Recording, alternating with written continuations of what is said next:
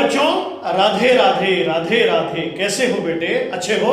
मैं Ashok Mishra learning with Radhe Radhe YouTube channel में आपका हार्दिक स्वागत करता हूं। बच्चों, मैं लेकर के आया हूं आपके लिए हिंदी का मोस्ट इंपोर्टेंट टॉपिक, जिसका नाम है हिंदी साहित्य का इतिहास। अभी पीछे जो ग्राम सचिव का एग्जाम हुआ था बेटे, उसमें चारों शिफ्टों में हिंदी वाले पोर्शन में हिंदी साहित्य के इतिहास से प्रश्न पूछे गए थे। ग्रामर का एक भी क्वेश्चन नहीं आया, सारे के सारे क्वेश्चन हिंदी में लिटरेचर के आए, साहित्य के आए। तो इसी समस्या को देखते हुए मैंने ये वीडियो बनाया है।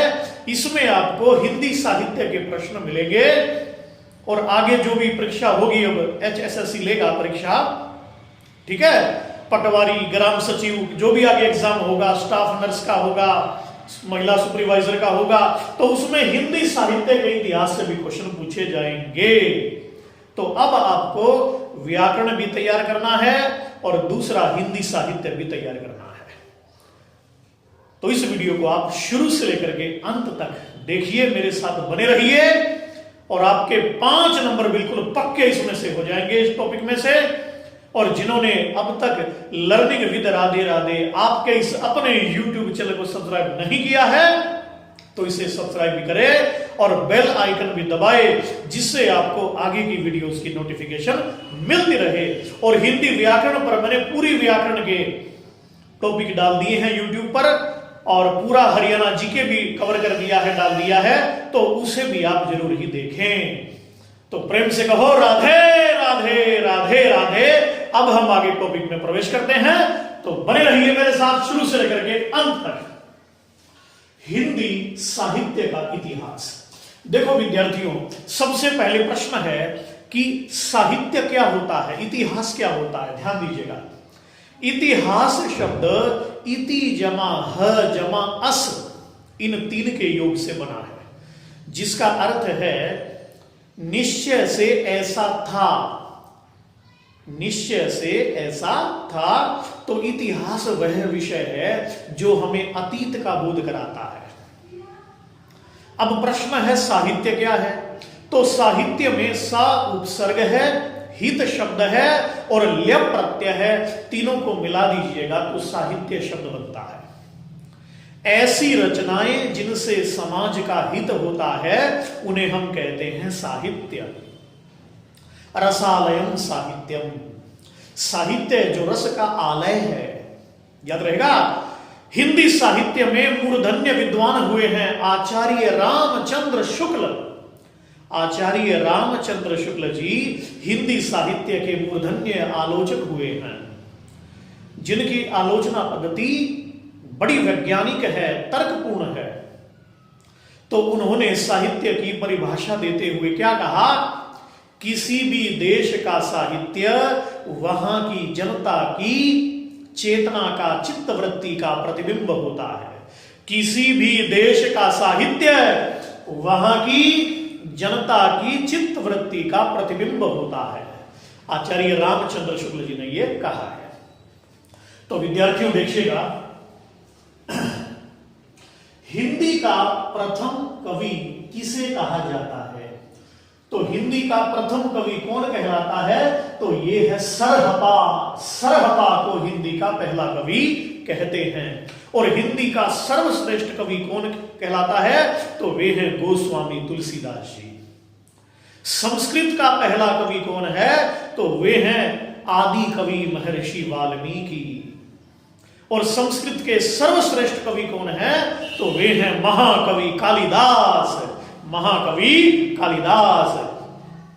और अंग्रेजी भाषा का पहला कवि, फादर ऑफ इंग्लिश पोइट्री कौन कहलाते हैं, तो जोफ्री चौसर। और अंग्रेजी के सर्वश्रेष्ठ कवि विलियम शेक्सपियर, याद रहेगा। तो बेटे ये कुछ इंपोर्टेंट बिंदु मैं आपको बता रहा हूं, बड़े ध्यान से आप सुनिएगा।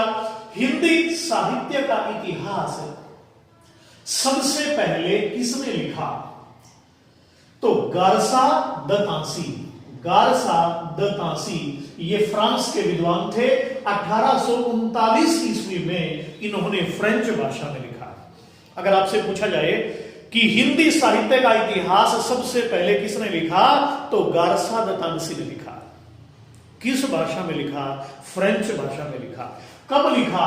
1839 में लिखा। हिंदी साहित्य का प्रामाणिक इतिहास किसने लिखा? तो ये है आचार्य रामचंद्र शुक्ल। 1929 में लिखा। 1929 में लिखा आचार्य रामचंद्र शुक्ल जी ने।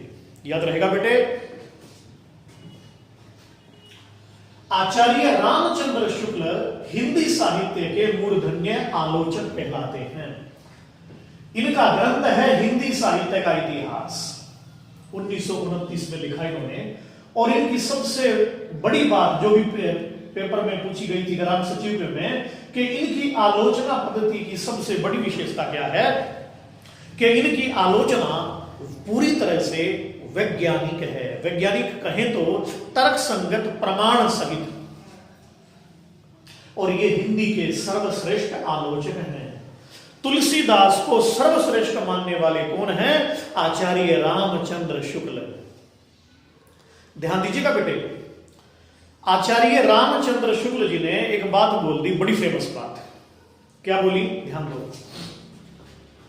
इन्होंने बोल दिया, देखो ये आचार्य रामचंद्र शुक्ल जी ने पूरे हिंदी साहित्य को इन 4 भागों में बांटा।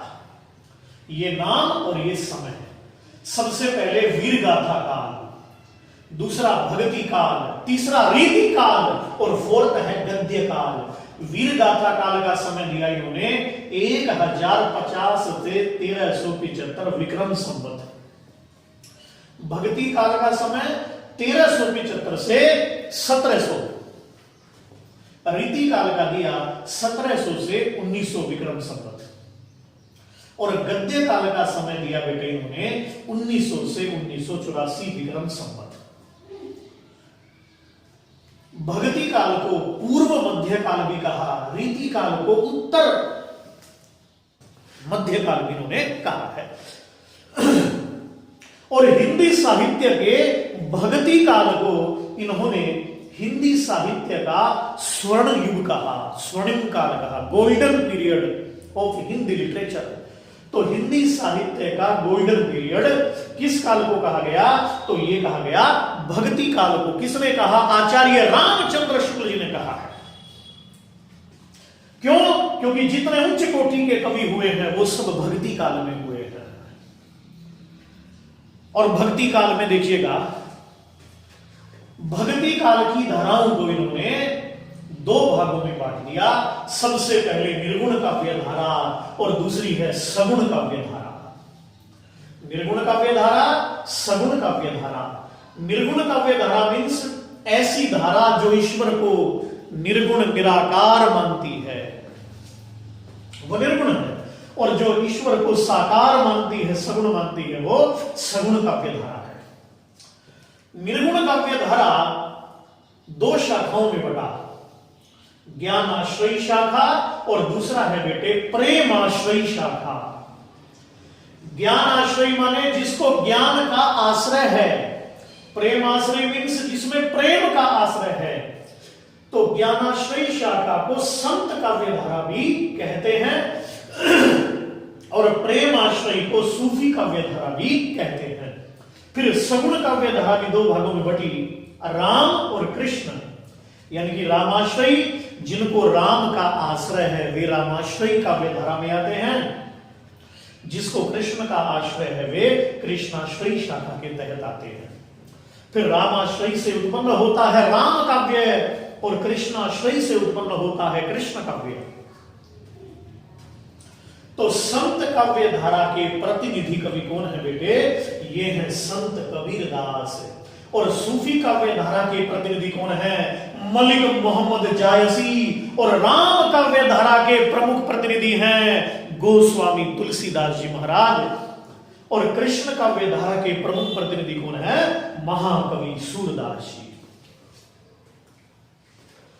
कबीरदास की रचनाएं मिलती हैं बीजक में, है ना? बीजक साखी सबद रमणी का संग्रहित रूप है।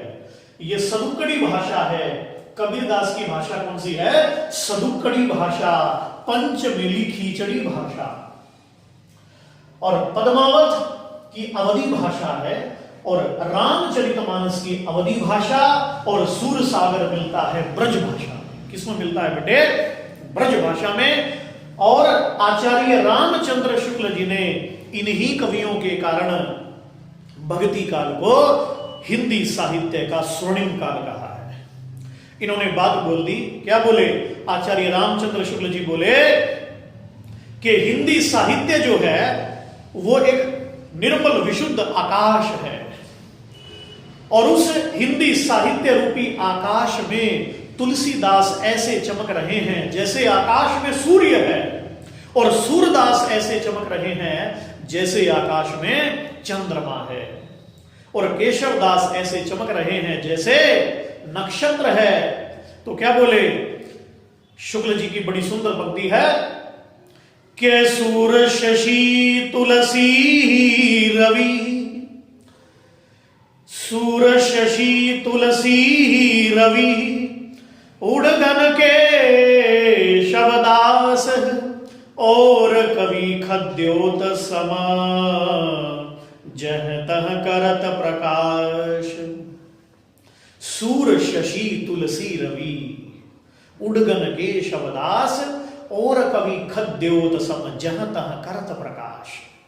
के हिंदी साहित्य में तुलसीदास सूर्य की भांति चमक रहे हैं, सूरदास जी चंद्रमा की भांति चमक रहे हैं, और केशवदास जी नक्षत्र की भांति दीप्यमान हैं, और बाकी जितने भी कवि हैं वे तो जुगनुओं की भांति टिमटिमा रहे हैं। तो ऐसा कहने वाले कौन हैं? तो हिंदी का सूर्य तुलसीदास को किसने कहा? रामचंद्र शुक्ल जी ने कहा। और आगे एक और बात बोल दी, क्या? के सार सार तुलसी ही कहे, सुरा कहे अनूठी, और बची खुची कबीरा कहे, बाकी सब ही की झूठी। सार सार तुलसी कहे, सुरा कहे अनूठी, और बची खुची कबीरा कहे, बाकी सब की झूठी। सार सार जो हिंदी साहित्य का सार सार है, चारों वेदों का, 6 शास्त्रों का, 18 पुराणों का, 108 उपनिषदों का जो सार था वो तुलसीदास ने अपने रामचरितमानस में लिख दिया। तो सार सार वेदों का सार रामचरितमानस में। सूरदास ने भी अनूठी सुंदर बात कही, कृष्ण का वर्णन कर दिया, और बची खुची कबीरा कहे, गुरु तत्व का वर्णन संत कबीर ने कर दिया, और बाकी जितने भी कवि हैं वो सब इन्हीं कवियों की बातों को गुनगुना करके कवि बन गए हैं। तो ऐसा कहने वाले कौन हैं? आचार्य रामचंद्र शुक्ल जी। तो याद रहेगा बेटे, तो मोस्ट इंपोर्टेंट बिंदु है। अच्छा, शुक्ल के बाद अच्छा एक प्रश्न और बनता है कि तुलसीदास जी को हिंदी का जातीय कवि, तुलसीदास को भारतीय जनता का प्रतिनिधि कवि और हिंदी का जातीय कवि किसने माना? तो यह भी माना आचार्य रामचंद्र शुक्ल जी ने। कबीरदास की भाषा को पंचमेली खिचड़ी किसने कहा? तो यह भी कहा आचार्य रामचंद्र शुक्ल जी ने। इनके बाद एक और विद्वान आते हैं जिनका नाम है आचार्य हजारी प्रसाद द्विवेदी जी।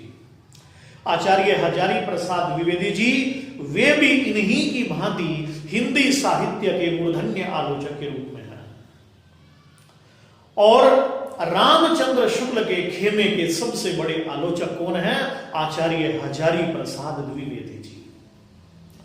आचार्य हजारी प्रसाद द्विवेदी जी ने कबीरदास को वाणी का डॉक्टर कह करके पुकारा, वाणी का डिक्टेटर कह करके पुकारा। भाषा पर इनकी जबरदस्त पकड़ थी। आचार्य हजारी प्रसाद द्विवेदी ने कहा, आचार्य हजारी प्रसाद द्विवेदी ने तुलसी के बारे में कहा कि महात्मा बुद्ध के बाद तुलसीदास भारत के सबसे बड़े लोकनायक थे। तो तुलसीदास को लोकनायक किसने कहा? आचार्य प्रसाद द्विवेदी ने कहा। और तुलसी का समूचा काव्य समन्वय की विराट चेष्टा है, यह भी आचार्य हजारी प्रसाद द्विवेदी ने कहा है। तो याद रहेगा बेटे। तो ऐसे गोस्वामी तुलसीदास जी, तो हिंदी के सर्वश्रेष्ठ कवि कौन है? गोस्वामी तुलसीदास जी। और हिंदी का प्रथम महाकाव्य है। ध्यान दीजिएगा, हिंदी का पहला महाकाव्य है पृथ्वीराज रासो, जिसके रचयिता हैं चंद बरदाई और जिसको पूरा करने वाले हैं चंद बरदाई के बड़े बेटे जलहण। और हिंदी साहित्य का सर्वश्रेष्ठ महाकाव्य, प्रबंधात्मक महाकाव्य है श्री रामचरितमानस, जिसमें 7 कांड हैं, भक्ति रस की प्रधानता है, ठीक है, और मर्यादा पुरुषोत्तम श्री राम का वर्णन है। अच्छा, एक हनुमान चालीसा का भी जिक्र आता है। हनुमान चालीसा किसने लिखा? तुलसीदास जी ने लिखा। शहनशाह हिंद मोहम्मद जलालुद्दीन अकबर, अकबर के समकालीन हिंदी के 2 कवि थे। हरियाणा से थे महाकवि सूरदास, और उत्तर प्रदेश से कौन थे बेटे? गोस्वामी तुलसीदास जी। तो तुलसीदास जी ने अकबर के दरबार में ही हनुमान चालीसा की रचना की थी, ऐसा माना जाता है।